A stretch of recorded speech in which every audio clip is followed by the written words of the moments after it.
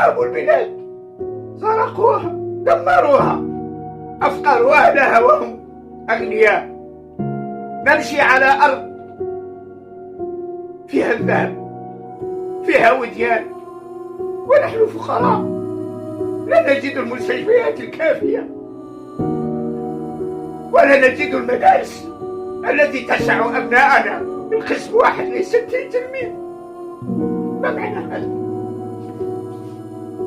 ولذلك أيها الشعب الجزائري، أنتم خرجتم فلا تعودوا إلى بيوتكم حتى تسترجعوا حقوقكم، فتتموا ما قدمه آباءكم وأجدادكم من تضحية.